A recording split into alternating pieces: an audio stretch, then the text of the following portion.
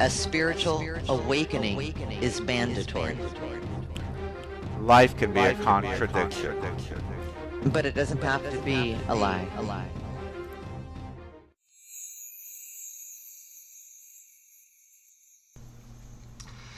Hello, everybody, and welcome to the finale of Contradiction. This is a series that Roxy Lopez and myself have developed over the summer, and this will be the final installment of this particular series. Today, we are going to be talking about the contradiction of spirituality, something that many of us probably speak of but don't really get a grasp of. I'll save it for the program. So let's bring Roxy Lopez on, and she'll tell us a bit about this contradiction. And for me, Roxy, this can be quite a large contradiction, especially for those of us that see ourselves as very spiritual. We try to be perfect, we can't be. We try to be compassionate, we can't be. And then there are those in the New Age mentality that say, oh, don't look over there, it's negative, you're being negative. And then we have the opposite of, oh, but God said we need to do this. So I'm going to turn it over to you. Yes, thank you. Don't confuse, we shouldn't confuse spirituality with any sort of man-made type of comparisons. We're all spiritual beings. End of story. And therefore, I certainly don't gauge somebody else's spirituality based on their outsides, what they look like from the outside. I tend to gravitate towards people who make me feel good, who inspire me, who, when I get off the phone, I felt better for talking with them or sharing with them. Spirituality is something, it's like saying, I am a spiritual person, or I am a person with two legs. Go on. We're all spiritual. There are practices. There are awareness levels. There are opportunities to create. Some people believe that they have become a God source themselves and are able to be a part of this planet using God energy, Christ consciousness, whatever, Buddha consciousness. This is all good. This is all great. This is all wonderful. As long as we don't harm others, as long as we don't, take people into a cave and then, burn it down. You know what I'm saying? It's like, we're all growing at different paces. The contradiction in our spirituality is only the judgment we place on ourselves. This is a progression for us, not perfection. If you subscribe to a lot of the Buddhist teachings, every moment is perfection. Every moment that we live and breathe is perfection. Everything happens to us to take us to our, the continuation of our journey, our long, long journey. So it's just a matter of, again, perception, isn't it? I think that for myself, and I think a lot of you can relate to this, I judge myself more harshly than you can. For sure. Oh, ain't that the truth? The voices in my head, oh my God, they gang up on me. It's one voice going, God, maybe you should have done this. And before you know it, it's a whole freaking civilization in my head going, but what about this? And what about that? And blah, because I'm very analytical. Bring it down a notch. Spirituality, embracing.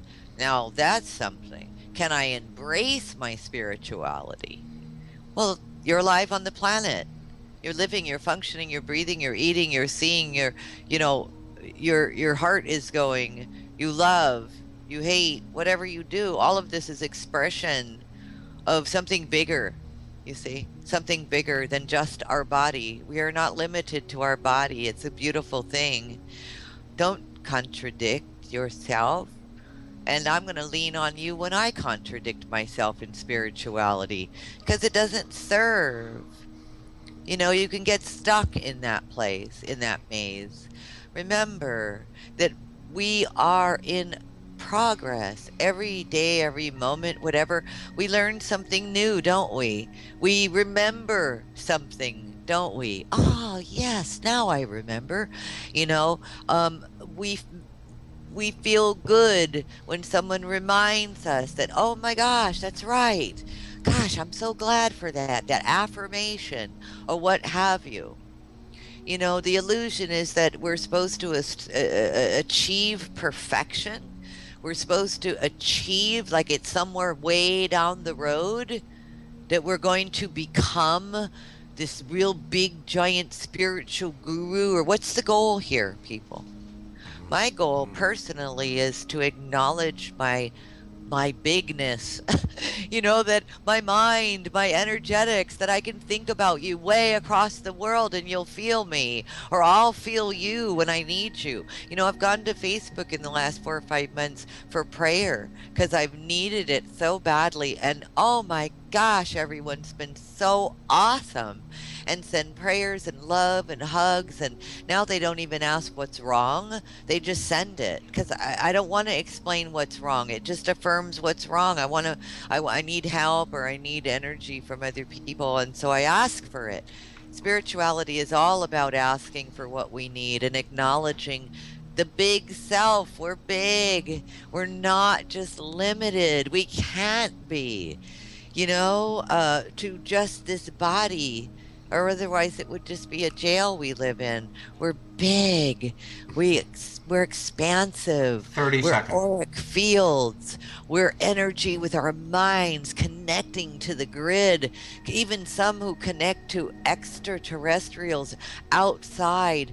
When I got married to my husband, we had a wedding with 2 kahunas on the beach where I am from in Hawaii. And we had a universal wedding. We had a cosmic wedding. We invited all the ETs. We invited everyone, whoever wanted to come. And we could feel it. Everyone there could feel it. The presence of how big we are together. So there doesn't need to be contradiction in just knowing who you are. What do you think, Bernard? That's a very big question, and I love how big you made your wedding. That was big, but the reality of it is that is how big the universe is. That is how big consciousness is. That is how big we are.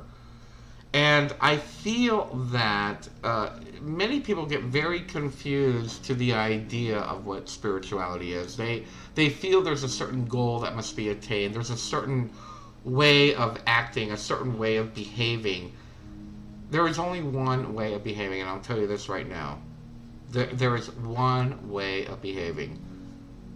It is perpetuating love. When I first started this particular journey, my guides, for lack of a better term, had me try to, how shall we say, decipher the differences between love and fear. Now, mind you, this was in 1988 or 89 I did this. And I wrote this in this huge essay about the differences between love and fear. And, looking back, that's what it comes down to. When we are perpetuating love, when we are emitting love, there is no room for fear. And when we are not connected with that love, when we cut off that beautiful universal energy that is moving through us, we are feeling fear. Now, how does that come into a contradiction? Well, the contradiction is that life is bombarding us with fear. Whether it be the television, whether it be our friends, whether it be the community at large, whether it be at home or on the internet or wherever you are, we're dealing with a lot of fear. We're dealing with a lot of people that are going through difficult situations. We're dealing with so many nations that are being bombed or droned or having chemical weapon attacks. But does that mean that if we ignore it, it makes us more spiritual? I say no. I say no. I say if you ignore it, it makes you a hypocrite. That is a contradiction. There is a huge contradiction in the law of attraction. There's a huge contradiction I take that back. Let me clarify. There's a huge contradiction in the law of attraction communities. There is a huge contradiction in the truther communities. There's a huge contradiction in the light worker community. There's a huge contradiction in the starseed community. Spirituality is who you are. It's your innate right. Spirituality is what you feel when you feel love, when you feel happiness. Spirituality is also when you feel anger, outrage. Spirituality is awareness of the self. Spirituality is being true to the self.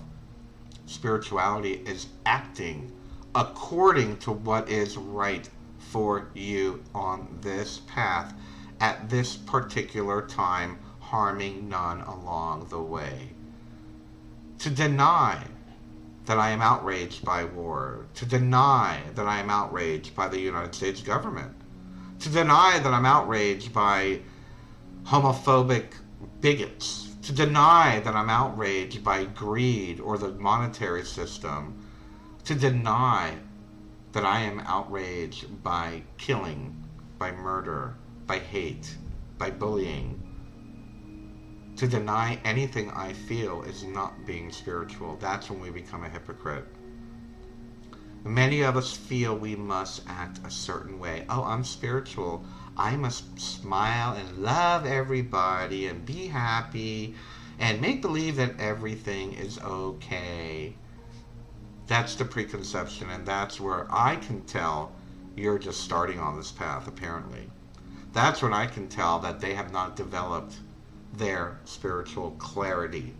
Because spiritual clarity gives you the permission to be who you are. Spiritual clarity gives you that interaction, that inner dialogue with your higher self, that inner dialogue with your holy guardian angel, with your guardian angel, with your intuition, with your source, with your God, goddess, whatever you wish to call it. And when you have that conversation going on, when you have that respect for what you're feeling, when you have that respect for how you are feeling, when you have that respect for what you can do to not only make your life better, but make the life of everyone around you better, that's when you begin to act in accordance with your higher self. And what I mean by that is, and there's a saying out there about, one of my sayings is out there, that the more you align with your spiritual nature, the more you have, I forgot what it is, you find your social responsibility. Forgive me, it's on our Facebook page somewhere. But someone made a meme and it's out there. When you know your spiritual nature, you will know that not only do you have responsibility for how you feel, you have a responsibility for how others feel. You have a responsibility for releasing positive energy, and not only releasing positive energy, but releasing, how shall I say, energy that will guide those that are perhaps angry at Monsanto, angry at chemtrails, angry at the New World Order, to understand that this is merely an illusion, that this is something that we must overcome on this particular plane of consciousness. This is one plane of consciousness. I hate, I said it, I'm sorry, now I let it out. I hate the New World Order. I try not to use that word, but I don't like the New World Order. I don't like the Illuminati. I don't like what they're doing to those of us that are confined to the 3D paradigm. But the reality of it is, and here's a big contradiction, they are on their own path as well. And in 1,000 years, you're going to see the Queen Elizabeths and the George Bushes and whatnot receive their karma and want to get rid of their karma, and they will be doing the very same thing I'm doing. Who knows? Maybe I was a jerk in ancient Egypt, and maybe that's what I'm doing now. But you have to remember, there is no timeline with spirituality. It is the all. It is the everything. And there's going to be contradiction in everything that we see, lest we harm none and be honest with who we are, what we feel, and what we are motivated to give our attention to. If your attention is to be an activist, be an activist. If your intention is to Be a nurse? Be a nurse. If your intention is to be a recording artist like Roxy, be it. That's why we have the Roxy Lopez of today, because she was a recording artist. I was a high fashionista on South Beach. It's because of that that I am who I am today. Do not deny who you are. Do not deny what you feel. And be honest with yourself. Harming none. Now, Roxy, what do you think about what I just said? And as we wrap up this last episode, what can we do to remove that contradiction in spirituality? Well, I love it. I love everything you just said. It really hits home, and you know, we do the best we can, and I love what you said. What spirituality was and was not, and the right to be your authentic self, the right to express yourself. You know, they say that there are no two snowflakes alike. With the trillions and trillions of snowflakes, no two snow. How is that even possible? Well, it's the same for us. You know, when we are our own authentic being, we become part of a masterful mosaic of humanity. And I encourage everyone to connect with that authentic being and be it. And don't be confused. You know, we mentioned in our trailer a word that comes from my homeland, which is kupono. And kupono means spiritually upright. And just think about it. Determine what that means to you. Also, I want to let you know that we did 8 in this series because 8 is the symbol of infinity. And the number 8 in numerology, 8 is the karmic equalizer, okay? And 8 balances the material and the immaterial worlds. At its best, it is as spiritual as it is materialistic. The spiritual side of the 8 is practical, realistic, and intelligent. It knows the difference between make-believe and genuine spiritual realizations. On the material plane, the 8 is focused on results, often in the form of money, yet does not care much about money for the sake of money. It's not greedy. It sees money as a tool and not an end result. It is generous and willing to take risks. People with strong 8s in their charts also often make and lose fortunes a couple times during their life and never I must be an 8. Right? So that's why we chose the number 8 for the series. We're hoping that the entire series has made an impact, has brought the great karmic equalizer balance into your life, and to help you with your contradiction in your own life, to simply give you some freedom so that you can be your authentic self and participate in a growing number of humans on this planet who are changing the world to become a place of love and peace and betterment.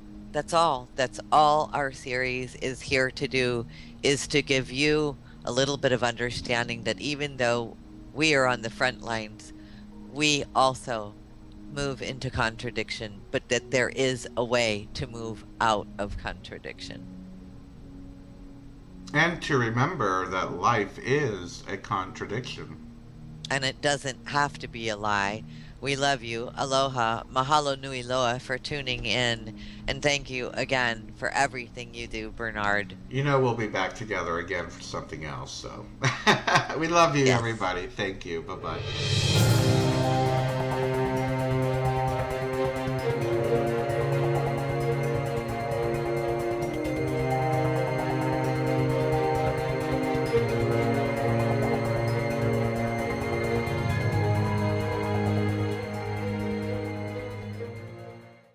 A spiritual awakening is mandatory. Life can be a contradiction. But it doesn't have to be a lie.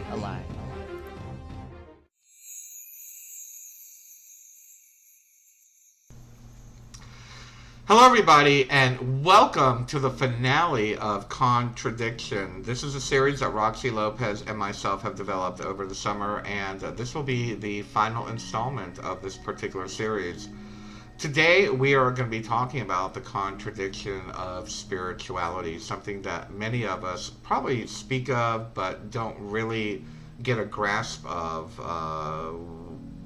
And, you know, I'm Man-made type of comparisons. We're all spiritual beings. End of story. And therefore, I certainly don't gauge somebody else's spirituality based on their outsides, what they look like from the outside. I tend to gravitate towards people who make me feel good, who inspire me, who, when I get off the phone, I felt better for talking with them or sharing with them. Spirituality is something, it's like saying, I am a spiritual person, or I am a person with two legs. Go on. We're all spiritual. There are practices, there are awareness levels, there are opportunities to create. Some people believe that they have become a God source themselves and are able to be a part of this planet using God energy, Christ consciousness, whatever, Buddha consciousness. This is all good. This is all great. This is all wonderful. As long as we don't harm others, as long as we don't, take people into a cave and then, burn it down. You know what I'm saying? It's like, we're all growing at different... Save it for the program. So let's bring Roxy Lopez on, and she'll tell us a bit about this contradiction. And for me, Roxy, this can be quite a large contradiction, especially for those of us that see ourselves as very spiritual. We try to be perfect, we can't be. We try to be compassionate, we can't be. And then there are those in the New Age mentality that say, oh, don't look over there, it's negative, you're being negative. And then we have the opposite of, oh, but God said we need to do this. So I'm going to turn it over to you. Yes, thank you. We shouldn't confuse spirituality with any sort of paces. The contradiction in our spirituality is only the judgment we place on ourselves. This is a progression for us, not perfection. If you subscribe to a lot of the Buddhist teachings, every moment is perfection. Every moment that we live and breathe is perfection. Everything happens to us to take us to our, the continuation of our journey, our long, long journey. So it's just a matter of, again, perception, isn't it? I think that for myself, and I think a lot of